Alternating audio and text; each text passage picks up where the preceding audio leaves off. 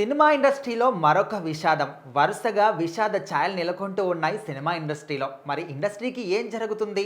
రోజు రోజుకి కొంతమంది చనిపోతున్నారు. ఇంకొంతమందికి యాక్సిడెంట్లు జరుగుతున్నాయి. ఇంకొంతమందికి అనారోగ్యం పాలవుతూ ఉన్నారు.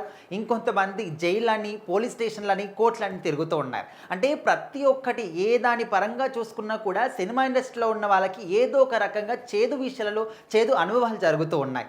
సో మొన్న మధ్య చూసుకుంటే కోట శ్రీనివాసరావు గారు చనిపోవడం జరిగింది. ఆయన 750కి పైగానే సినిమాలు చేసి ఆయన ఎలాంటి పాత్రలు పోషించారో ఇప్పటికి కూడా ఆయన జీవంతోనే ఉన్నాడు ఆ పాత్రల రూపంలో అని కూడా ప్రతి ఒక్క ప్రేక్షకులు కూడా అనుకుంటూ ఉన్నారు. సో ఆ తర్వాత నిన్న చూసుకుంటే మన తెలుగులో కానీ కన్నడలో కానీ ఒక స్టంట్ మాస్టర్గా చేసినటువంటి రాజు గారు స్టంట్ చేస్తున్నప్పుడు షూటింగ్లోనే అక్కడ యాక్సిడెంట్లో అక్కడికక్కడే చనిపోవడం జరిగింది.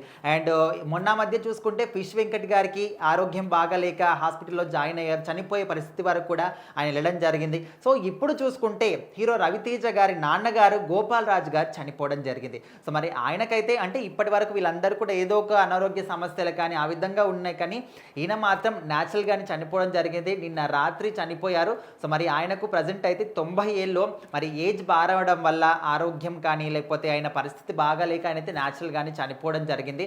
సో ప్రజెంట్ అయితే రవితేజ గారికి అదేవిధంగా ఆయన కుటుంబ సభ్యులందరికీ కూడా ఒక తీరని లోట్లాగా రవితేజ గారికి వాళ్ళ నాన్నగారు అంటే చాలా ఇష్టం. ఎందుకంటే చిన్నప్పటి నుంచి కూడా ఆయన ఏ పని చేసినా కూడా నాన్నగారు నేను ఈ పని చేస్తాను, ఈ యొక్క ప్రొఫెషన్ నేను ఎంచుకోవాలనుకుంటున్నాను అని తను చెప్పినప్పుడు ప్రతి ఒక్క దానికి కూడా ఏ దానికి కూడా ఇది వద్దు అని చెప్పకుండా ప్రతి ఒక్క పనికి కూడా సపోర్ట్ చేసి ఇప్పుడు మాత్రం ఒక స్టార్ హీరో రేంజ్కి రవితేజ గారు ఎదిగారంటే ఖచ్చితంగా ఆయన వెనకాల వాళ్ళ నాన్నగారి సపోర్ట్ అనేది చాలా ఫుల్గా ఒక స్ట్రాంగ్ పిల్లర్గా ఉన్నారు కాబట్టి ఆయన ఈ స్థాయికి అయితే ఎదిగాడు. సో ఆ విషయాలన్నీ కూడా రవితేజ గారు గుర్తు చేసుకుంటూ శోక సంద్రంలో కూడా మునిగిపోయారనే విషయంగా కూడా మనకు తెలుస్తూ ఉంది.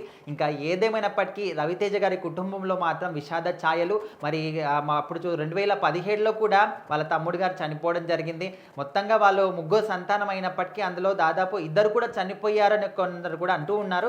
మరి అందులో అయితే క్లారిటీ లేదు. ప్రజెంట్ అయితే రవితేజ గారు నాన్న చనిపోవడం అనేది సినిమా ఇండస్ట్రీ మొత్తానికి కూడా తీరని ఒక విషాదంగా కూడా అనుకుంటూ ఉన్నారు. ఇక్కడ రవితేజ గారు ఏ సినిమా షూట్ చేసినా కూడా ఇప్పటి వరకు కూడా ఆయన షూటింగ్ వెళ్ళడం కావచ్చు, తోటి సహనటులతో కూడా సరదాగా మాట్లాడి వాళ్ళతోని సరదాగా గడిపిన సందర్భాలు కూడా రవితేజ గారి నాన్నగారికి ఉన్నాయి. సో మరి ఎవరైతే యాక్టర్స్ ఉంటారో వాళ్ళందరూ కూడా ఆయన గుర్తు చేసుకుంటూ ప్రజెంట్ కొంతమంది వచ్చి కూడా అంటే ఎక్కువ మందిని కూడా లోపలికి అలో చేయట్లేదని కూడా మనకు తెలుస్తూ ఉంది. కొంతమంది ఎవరైతే ఆయన కుటుంబానికి సన్నిహితులు క్లోజ్గా బంధువులు ఎవరైతే ఉంటారో వాళ్ళని మాత్రమే లోపలికి పంపిస్తున్నట్టు కూడా తెలుస్తుంది. మరి ఈరోజు వీళ్ళంత తొందరగా కూడా ఆయన అంత్యక్రియలు కూడా ముగిస్తామని కూడా ఒక సమాచారం అయితే వాళ్ళ ఇంటి నుంచి బయటకు వచ్చింది.